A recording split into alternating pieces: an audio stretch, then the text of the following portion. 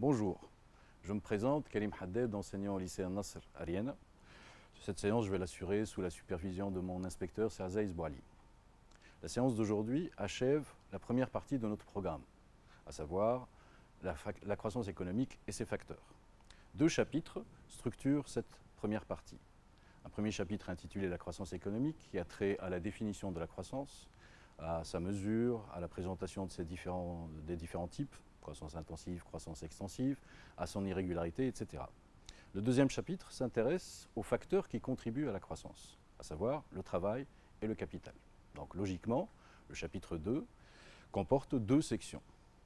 La première section s'intéresse à comment la quantité de travail, les revenus du travail, l'amélioration de l'efficacité du travail contribuent à la croissance. La deuxième section s'intéresse plutôt à l'autre facteur, c'est-à-dire le capital. Mais comme vous le voyez sur le titre, le capital n'existe pas. On parle d'investissement. Au fond, on s'intéresse plus à ce flux, qui est l'investissement, qui maintient, augmente, modernise le stock de capital utilisé par les entreprises. Cette section 2 comporte deux points, car l'investissement est une variable assez particulière, qui a un effet du côté de l'offre, mais aussi un effet du côté de la demande. D'ailleurs, c'est ce deuxième point qui sera le thème de la séance d'aujourd'hui. Mais avant de commencer, un petit rappel concernant la contribution de l'investissement à la croissance par son action sur l'offre. L'investissement contribue à la croissance économique en augmentant la production et en l'améliorant. En effet, tout investissement de capacité réalisé par un investisseur permet d'augmenter sa production, car un investissement de capacité par nature a pour objectif d'augmenter les capacités productives. Donc c'est normal qu'un investissement de capacité aboutisse à l'augmentation de la production. Si l'investisseur réalise un investissement de remplacement, son but c'est d'éviter le vieillissement de ses équipements, de les rajeunir. Là aussi, généralement, ça va se traduire par le maintien de sa production, voire son augmentation. Enfin, un investisseur qui réalise un investissement de modernisation ou de productivité cherche à améliorer l'efficacité des facteurs de production, c'est-à-dire l'efficacité du travail et du capital. Et cela peut se traduire souvent ou parfois plutôt, soit par une augmentation de la production tout en maintenant le même volume de capital et de travail, soit cela peut se traduire aussi, cet investissement de modernisation, par une amélioration de la compétitivité prix de l'investisseur. En effet, l'investissement de modernisation permet de réduire le coût unitaire de production et donc l'entreprise peut baisser son prix de vente. Donc, à partir de là, si l'entreprise améliore sa compétitivité prix, elle va gagner de nouvelles parts de marché et donc cela va aboutir là aussi à l'augmentation de la production. Donc on voit bien que les trois types d'investissements permettent d'augmenter la production de l'investisseur. Cependant, l'investissement d'un agent économique peut aussi entraîner l'augmentation de la production d'autres agents économiques. En effet, si une entreprise motrice réalise un investissement, cela peut inciter ses fournisseurs en amont de sa filière et ou ses clients en aval à investir eux aussi et donc à augmenter leur production. C'est ce qu'on appelle les effets d'entraînement, c'est-à-dire qu'un investissement va entraîner d'autres investissements, ce qui aboutit à l'augmentation de la production. De même, certains investissements de modernisation réalisés par des agents innovateurs ou innovants, qui vont introduire de nouvelles techniques de production ou une nouvelle organisation de travail, ces innovations peuvent profiter gratuitement à d'autres agents économiques qui vont, grâce à ces innovations, augmenter leur productivité et leur production.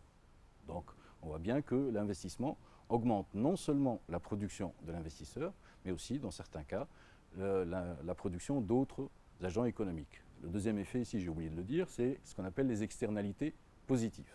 Donc l'investissement de modernisation peut avoir des externalités positives, ce qui aboutit à l'augmentation de la production d'autres agents économiques. L'investissement, d'un autre côté, améliore la production, grâce essentiellement aux innovations de produits. En effet, les investissements de modernisation, et en amont des investissements immatériels en recherche et développement par exemple, permettent d'introduire ces innovations de produits qui vont aboutir non seulement à l'amélioration de la qualité des produits, mais également et surtout à leur différenciation et à leur diversification, ce qui améliore la production. Voilà, on voit bien que l'investissement contribue à la croissance par son action sur l'offre. Qu'en est-il maintenant de son action sur la demande? C'est ce qui nous intéresse. Pour répondre à cette question, on va s'appuyer sur l'activité 15, page 56 de notre manuel. Donc, ne vous inquiétez pas, on va lire ensemble juste une phrase pour l'instant. L'investissement a une influence du côté de la demande. La première question, c'est de quelle demande s'agit-il? Elle peut paraître bizarre, mais au fond, il est important de ne pas confondre ce que vise le texte à travers ce terme demande et la demande d'un bien et service. En effet, ici, le texte ne vise pas la même chose, c'est-à-dire il vise la demande de tous les biens et services exprimés par tous les agents économiques et non pas la demande d'un bien et service révélé sur un marché. La demande de tous les biens, ça veut dire quoi? Les biens de consommation, bien sûr, c'est-à-dire tous les biens qui permettent de satisfaire un besoin, mais aussi les biens de production, c'est-à-dire tous les biens qui permettent de produire d'autres biens. Tous les agents économiques, c'est-à-dire les agents économiques résidents sur le territoire national, mais également le reste du monde, les agents économiques non résidents.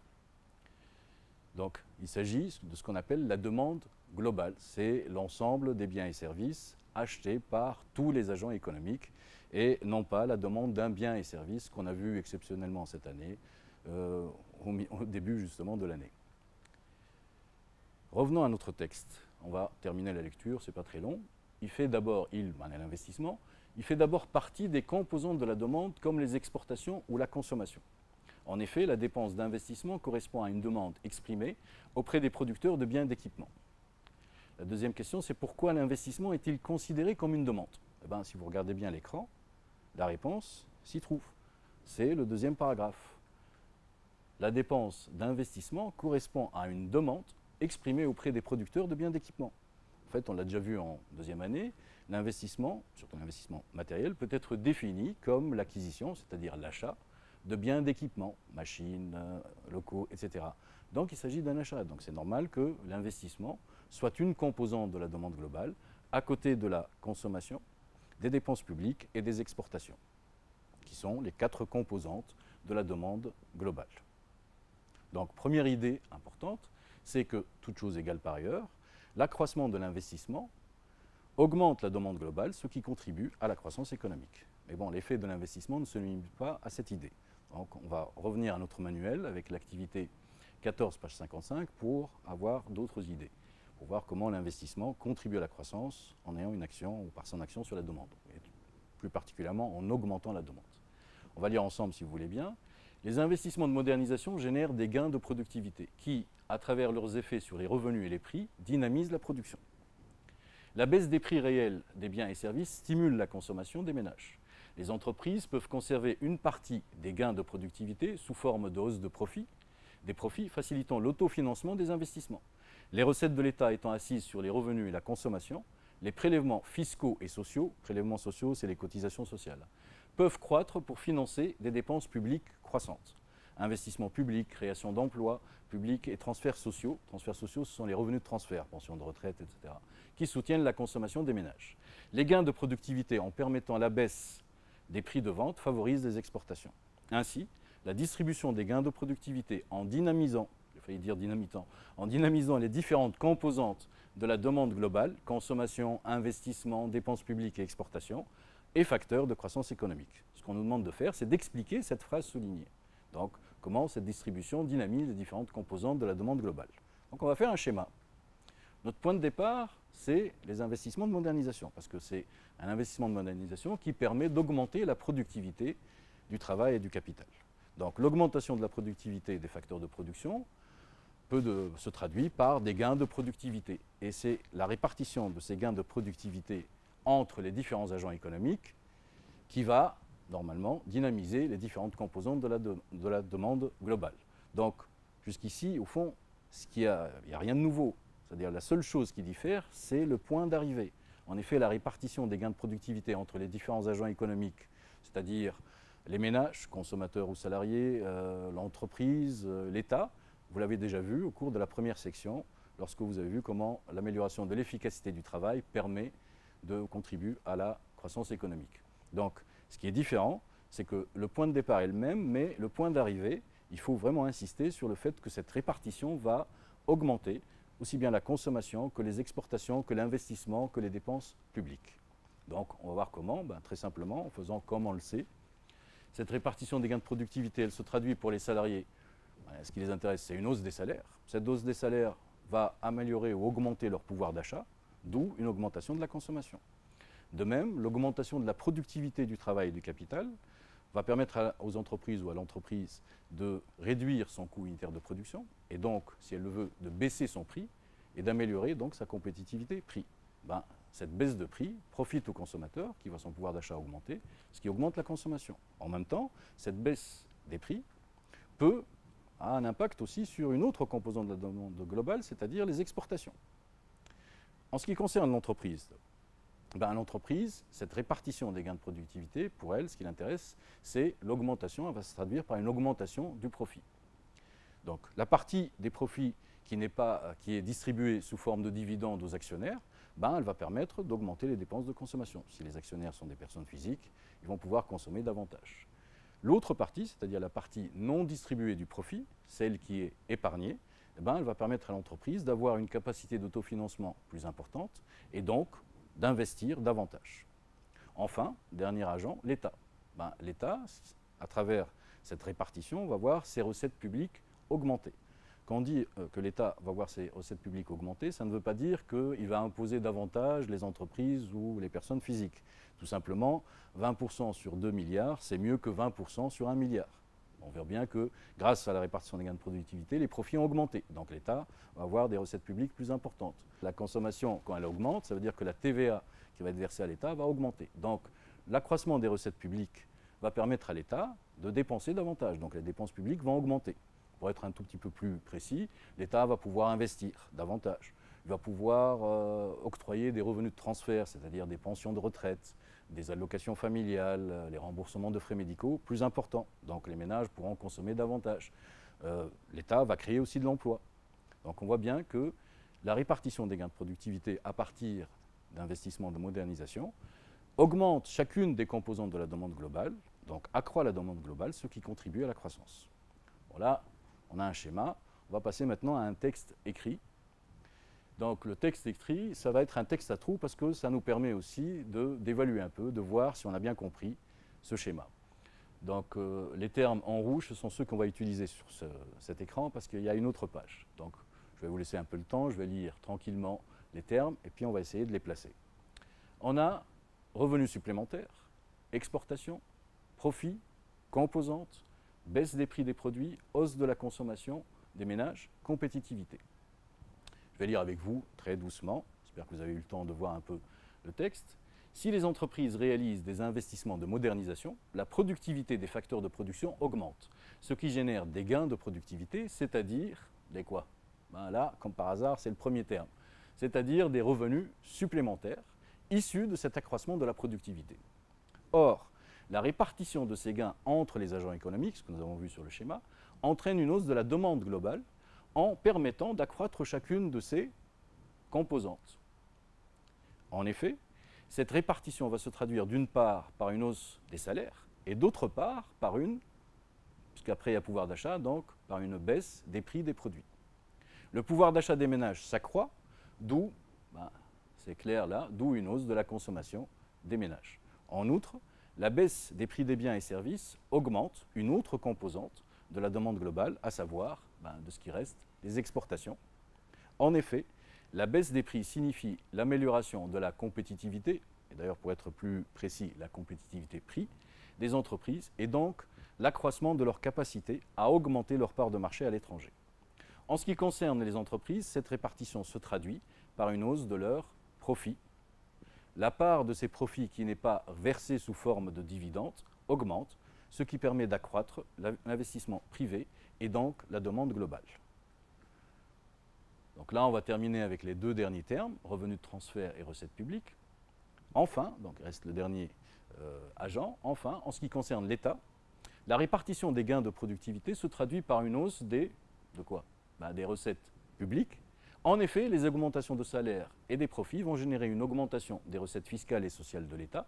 Ce dernier, l'État, peut alors accroître l'investissement public et les revenus de transfert. On a dit tout à l'heure que c'était les pensions de retraite, les allocations familiales, le remboursement des frais médicaux, etc. Donc l'investissement public et les revenus de transfert versés aux ménages, d'où une hausse des dépenses publiques. En outre, l'augmentation des revenus sociaux accroît la consommation des ménages. Par conséquent, la demande globale augmente, ce qui est favorable à la croissance économique. Donc déjà là, nous avons vu deux idées. L'investissement est une composante de la demande globale, donc son augmentation accroît la demande globale. Deuxième idée, la répartition à travers la répartition des gains de productivité, à chaque fois qu'il y a un investissement de modernisation. Il nous reste à voir une autre idée, à travers, comme d'habitude, l'activité, une activité de votre manuel, l'activité 16, page 56, intitulée « Le multiplicateur d'investissement ». On va le lire ensemble si vous voulez bien. C'est un processus par lequel un investissement initial peut être à l'origine d'un flux de revenus qui, au total, seront un multiple du montant de l'investissement initial. En effet, l'investissement initial aboutit à une distribution de revenus dont une partie est dépensée. Ces achats sont à l'origine de nouveaux revenus qui, à leur tour, se dépensent en partie, et ainsi de suite. La première question, c'est expliquer la phrase soulignée. Donc là aussi, on va utiliser un schéma. Notre point de départ, c'est un investissement additionnel. Ça veut dire tout simplement une augmentation de l'investissement, un investissement supplémentaire. Imaginons, il y a un investissement en plus. Cet investissement, ça veut dire quoi? Ça veut dire qu'on va acheter des biens d'équipement chez certaines entreprises. Imaginons par exemple que les salariés de ces entreprises reçoivent des revenus supplémentaires. Pourquoi ils reçoivent des revenus supplémentaires? Tout simplement parce que leur entreprise a produit davantage. Donc l'augmentation de la production va donner une augmentation des revenus. Donc ils vont avoir des revenus supplémentaires. Ils ont des revenus supplémentaires. Qu'est-ce qu'ils vont faire avec? Normalement, il y a une partie qui va être dépensée, une partie qui va être épargnée. Ça dépend de leur salaire. Généralement, on dépense tout. Donc là, j'ai mis une partie de ces revenus supplémentaires et dépensés, manière consommée. Qu'est-ce que ça veut dire quoi, et dépenser? Ça veut dire qu'ils vont aller voir d'autres entreprises, des boutiques, qui vont eux-mêmes acheter davantage. Donc, ces autres entreprises vont augmenter leur production et donc eux aussi, ou elles aussi, pardon, vont voir le revenu augmenter. Donc, ces achats vont créer de nouveaux revenus. Imaginons que les salariés de ces entreprises ou ces boutiques voient leur salaire augmenter. Ils vont faire la même chose, ils vont aller dépenser une partie de ces revenus supplémentaires. Et ainsi de suite, c'est-à-dire qu'à chaque fois, les achats créent de nouveaux revenus, etc. Revenons à notre texte. La deuxième question, c'est expliquer le titre du document, le multiplicateur d'investissement. Qu'est-ce que le multiplicateur d'investissement? Revenons à notre schéma. Un investissement additionnel, au fond, c'est quoi? C'est delta I. Il ne faut pas avoir peur de delta. Delta I, ça veut dire tout simplement qu'il s'agit d'une variation absolue. C'est l'investissement en 2021 moins l'investissement en 2020. C'est juste valeur finale moins valeur initiale. Donc cet investissement additionnel, delta I, a généré des revenus supplémentaires une première fois, delta R, des nouveaux revenus, ou de nouveaux revenus, delta R une deuxième fois, encore une fois de nouveaux revenus, delta R. Donc, au fond, cet investissement additionnel supplémentaire crée de multiples revenus. Pour le dire autrement, delta I a créé delta R1, delta R2, delta R3, etc. Donc, on peut le dire d'une autre manière, delta R est égal à 1,5 fois delta I2 fois delta I3 fois delta I4 fois delta I.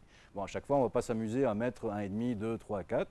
Donc, au lieu de dire 1,5, 2, 3, 4, on va mettre K. Donc, delta R, c'est K fois delta I, K étant le multiplicateur d'investissement. K pouvant prendre une valeur allant de 1 jusqu'à 10, il peut être égal à 10. Donc K n'est pas une constante. Si K varie, d'accord? Puisqu'il varie, ça veut dire qu'il dépend, il y a des choses qui le font varier. Donc on va voir de quoi dépend ce multiplicateur d'investissement, ce K. Donc pour comprendre de quoi il dépend, on va revenir à notre schéma de tout à l'heure. À chaque fois, si vous voyez bien, ce qui est en vert surtout, plutôt en blanc, pardon, il y a écrit une partie de ces revenus supplémentaires est dépensée. Une partie de cette augmentation de revenus est consommée. À chaque fois, c'est ça l'idée. Une partie de l'augmentation des revenus est consommée. C'est une notion normalement qui devrait vous revenir, même si vous avez complètement oublié le cours de cette année. Vous l'avez vu en deuxième année. On parle là de propension marginale à consommer. C'est-à-dire que si vous avez, imaginons, vous avez votre bac cette année, dans 5 ans, vous commencez à travailler. Je vais être optimiste, vous commencez à travailler avec 1000 dinars. Au bout de 6 mois, je vais être encore plus optimiste, vous recevez 1100 dinars. La différence, ce qui nous intéresse, c'est la différence entre les deux salaires. Ce n'est pas le fait d'avoir 1000 ou 1100, c'est la différence entre 1000 et 1100, c'est-à-dire ces 100 dinars. Ce qui nous intéresse, c'est, ce mécanisme en tout cas, ce qui l'intéresse, c'est la différence, c'est-à-dire la variation de votre revenu. Les 100 dinars que vous avez en plus, qu'est-ce que vous allez faire avec ces 100 dinars? Imaginons que les 100 dinars, 80 dinars sont consommés, sont dépensés, donc ça veut dire que 80% de votre augmentation de revenus est allée accroître votre consommation et bien sûr les 20% qui restent sont allés accroître l'épargne. Donc cette partie de l'accroissement des revenus qui est consacrée à augmenter la consommation, ça s'appelle la propension marginale à consommer, PMC, qu'on calcule comme ça, delta C sur delta R. Donc, on voit bien ici que plus la propension marginale à consommer est élevée, plus les gens consomment, et plus le multiplicateur d'investissement est élevé aussi. Donc, si K dépend de la propension marginale à consommer, donc, automatiquement, logiquement, il dépend aussi de la propension marginale à épargner. On va voir comment. Revenons à notre fameux schéma. Imaginons maintenant que les salariés de ces entreprises qui fabriquent des biens d'équipement, qui ont vu leurs revenus augmenter, et pour une raison ou une autre, décidé d'épargner totalement cette augmentation de revenus. C'est-à-dire qu'au lieu d'avoir une part qui est dépensée, la totalité de ces revenus supplémentaires est épargnée. Ça veut dire quoi? Pour le dire autrement, ça veut dire que leur propension marginale à épargner est égale à 1. 100% de l'augmentation de leurs revenus est consacrée à l'épargne. Il n'y a aucune dépense. Tout ce qui va après va disparaître. Il n'y a plus d'achat, donc il n'y a plus rien. Donc le mécanisme s'arrête là. Donc on voit bien que la propension marginale à consommer, au fond, plus elle est forte, plus le multiplicateur K sera faible. Et c'est pour ça que dans la formule, on écrit que K, le multiplicateur d'investissement, est l'inverse de la propension marginale à épargner, justement pour traduire cette relation inverse. C'est-à-dire que plus la propension marginale à épargner est forte, plus le multiplicateur d'investissement est faible.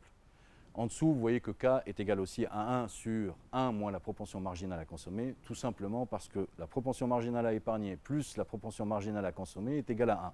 Donc, la propension marginale à épargner, c'est égal à 1 moins la propension marginale à consommer. D'ailleurs, honnêtement, je vous conseille d'utiliser toujours la première formule, même si on vous demande de chercher la propension marginale à consommer. C'est toujours plus facile à calculer avec K égale à 1 sur la propension marginale à épargner. Après, c'est très facile. Si vous trouvez propension marginale à épargner égale à 0,4, automatiquement, ça veut dire que la propension marginale à consommer est égale à 0,6.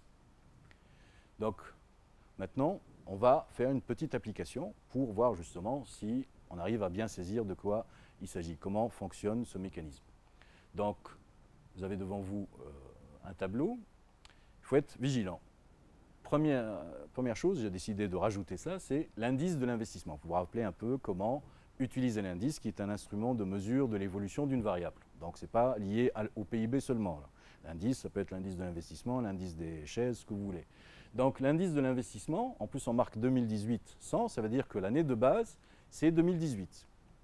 On a l'investissement, on a la propension marginale à consommer, le multiplicateur d'investissement, et la variation des revenus, Tn par rapport à Tn-1, c'est-à-dire que, par exemple, la variation de revenus en 2020 qui est égale à 7500, c'est par rapport à l'année précédente, c'est par rapport à 2019.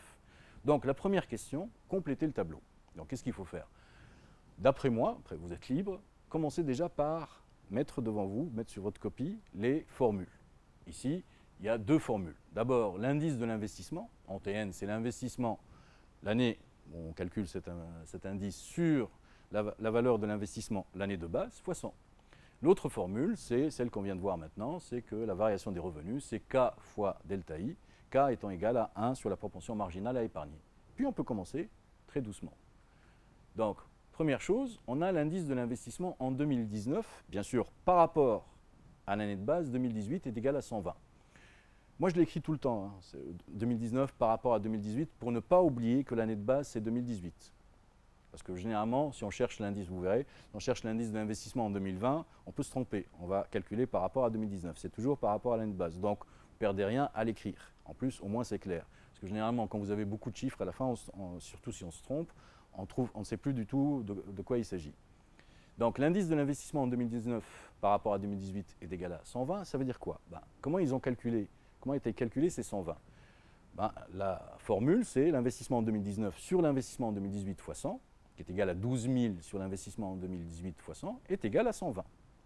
Donc à partir de là, 12 000 sur l'investissement en 2018 fois 100 est égal à 120, ce qui signifie que, on continue, 12 000 sur l'investissement en 2018 est égal à 120 sur 100, d'où est égal à 1,2. À partir de là, 12 000 sur l'investissement en 2018 est égal à 1,2. Il suffit de ramener l'investissement de l'autre côté, donc multiplier. Donc l'investissement fois en 2018 fois 1,2 est égal à 12 000. Et par conséquent, l'investissement en 2018 est égal à 12 000 sur 1,2 est égal à 10 000 unités monétaires. Donc on a notre investissement en 2018. Et c'est important, vous verrez pourquoi. On va continuer. on a le multiplicateur d'investissement en 2019. Vous remarquez que là aussi, je mets K 2019. Parce que là, il n'y en a que 2. Mais imaginez dans un exercice, vous en avez 3 ou 4. Si vous vous contentez d'écrire K, vous ne savez plus de quelle année il s'agit. Donc K en 2019 est égal à 4. Et K est égal, c'est l'inverse de la propension marginale à épargner. Donc, à partir de là, on peut trouver la propension marginale à épargner, puisque c'est l'inverse. Donc, la propension 1 sur la propension marginale à épargner égale à 4. À partir de là, la propension marginale à épargner, c'est 1 sur 4, c'est égal à 0,25. Et là, il est très simple de trouver la propension marginale à consommer. Il suffit de faire 1 moins 0,25, c'est 0,75. C'est la propension marginale à consommer en 2019. Donc, je vais essayer de continuer si on peut. Donc, normalement, qu'est-ce qu'on fait maintenant? La variation des revenus en 2019, c'est 4 fois 12 000, c'est égal à 48 000 unités monétaires. Ben, faites très attention, c'est le genre d'erreur qui arrive souvent. La variation des revenus, ce n'est pas 4 fois 12 000. Le problème, ce n'est pas le 4, c'est les 12 000. 12 000, c'est l'investissement en 2019. Le multiplicateur d'investissement, la variation des revenus, est lié à la variation de l'investissement, pas à l'investissement. Donc, il ne faut pas multiplier 4 par 12 000, il faut calculer la variation de l'investissement entre 2018 et 2019. Donc, delta I, en 2019, ça va être l'investissement en 2019 moins l'investissement en 2018. L'investissement en 2019, c'est 12 000. On avait calculé en 2018 10 000, donc delta I, c'est 2 000. Et donc, la variation du revenu, ce n'est plus 4 fois 12 000, pas du tout, c'est 4 fois 2 000, c'est 8 000 unités monétaires. Donc, pour 2019, c'est terminé. Allons vers 2020. Donc, on va commencer par l'indice de l'investissement en 2020. Ben, il ne faut pas oublier que c'est par rapport à l'année de base. Ça aussi, ça arrive souvent. Souvent, les élèves, ce qu'ils font, indice d'investissement en 2020, ils vont mettre l'investissement en 2020 sur l'investissement en 2019 fois 100. Ben non, c'est l'investissement en 2020 sur l'investissement en 2018 fois 100, et c'est égal à 150. D'ailleurs, ça veut dire quoi 150? N'oubliez pas que pour interpréter un indice, il faut passer soit par un taux de croissance, donc enlever 100, soit par le coefficient multiplicateur, c'est-à-dire divisé par 100. Et là, ça veut dire tout simplement qu'entre 2018 et 2020, l'investissement, dans cet exemple, a augmenté globalement de 50%, pardon, je ne sais plus calculer, de 50%. Ou alors dire tout simplement qu'entre 2018 et 2020, l'investissement, dans cet exemple, a été multiplié par 1,5. Donc, continuons notre exercice. On a la variation des revenus en 2020 est égale à 7500 unités monétaires. Mais on n'a pas le multiplicateur d'investissement et on n'a pas la propension marginale à consommer, ni à épargner. Donc, comment trouver ce K? Ben là, il faut se rappeler qu'on a delta R égale à K fois delta I. Donc, K, le multiplicateur d'investissement, c'est delta R sur delta I. Donc, le cas dont on a besoin ici en 2020, ça va être la variation des revenus en 2020 sur la variation de l'investissement en 2020. On calcule ce qui nous manque, puisqu'on a delta R, ce qui nous manque c'est delta I, ben on va le calculer, donc c'est très simple. La variation de l'investissement en 2020, toujours par rapport à l'année d'avant, 15 000 moins 12 000 égale à 3 000 unités monétaires. Et donc, K va être égal à 7 500 sur 3 000, c'est 2,5. D'où la propension marginale à épargner, c'est 1 sur 2,5, c'est égal à 0,4. Et par conséquent, la propension marginale à consommer, qui arrive toute contente, c'est 0,6. 1 moins 0,4, donc c'est 0,6. Voilà, on a terminé l'exercice, en tout cas, on a complété le tableau. On a maintenant une deuxième question. Généralement, ce genre d'exercice, il y a toujours ce type de question. Expliquer les résultats obtenus. Moi, je vous conseille de mettre au moins sur le brouillon, de reprendre ce que vous avez. Parce que quand vous, à l'examen, ou à la feuille recto verso, donc vous pouvez vous tromper, ne pas retrouver vos chiffres. Mettez les chiffres sur le brouillon. Qu'est-ce qu'on a? On a delta R, la variation des revenus en 2019 égale à 8000 unités monétaires par rapport à 2018. La variation des revenus en 2020, c'est 7500 unités monétaires. La variation de l'investissement, 2000 unités monétaires en 2019 et 3000 en 2020. Donc c'est ce qu'on a. Donc on commence par faire un petit constat. Qu'est-ce qu'on remarque? Ben, on constate tout simplement que la variation des revenus en 2020 est inférieure à celle observée en 2019, alors que l'accroissement de l'investissement en 2020 est supérieur à celui réalisé en 2019. Donc, on a fait un effort d'investissement plus important en 2020 et pourtant le résultat n'a pas suivi. Le résultat est meilleur en 2019. Ben là, une fois que vous avez fait ce constat, là vous pouvez expliquer. Ben pourquoi? Ben c'est clair. Là, il faut se référer tout d'abord au multiplicateur d'investissement. Ben on va le mettre. on voit bien que le multiplicateur d'investissement en 2020 a baissé par rapport à 2019. C'est ce qui explique au fond ce résultat. C'est pour ça que la variation des revenus en 2020 est inférieure malgré un accroissement de l'investissement supérieur. Et si vous voulez aller plus loin, vous pouvez expliquer pourquoi le multiplicateur d'investissement a baissé. Tout simplement, et là vous choisissez soit la propension marginale à consommer, soit la propension marginale à épargner. Là, par exemple, j'ai choisi la propension marginale à consommer parce que K a baissé parce que la propension marginale à consommer a diminué entre 2019 et 2020. Les gens ont épargné plus les revenus supplémentaires. Voilà. Donc voilà, on a terminé avec cet exercice. Donc qu'est-ce qu'il nous reste? Juste conclure avec un récapitulatif. L'investissement contribue à la croissance économique en augmentant la demande de biens. Tout d'abord, si j'y arrive, tout d'abord en tant que composante de la demande globale. Donc, c'est la première fois, on a vu que l'investissement est une composante, donc s'il augmente, la demande globale augmente. Ensuite, par la répartition des gains de productivité que génèrent les investissements de modernisation et qui dynamisent les différentes composantes de la demande globale. Et enfin, ce qu'on vient de voir maintenant, par l'effet multiplicateur des investissements, de l'augmentation de l'investissement sur les revenus qu'induit tout investissement additionnel. Donc je l'ai dit autrement. Donc voilà les trois principales idées en ce qui concerne, au fond, l'impact de l'investissement sur la croissance à travers l'augmentation de la demande. Voilà, c'est vraiment terminé. Merci beaucoup pour votre écoute. Au revoir.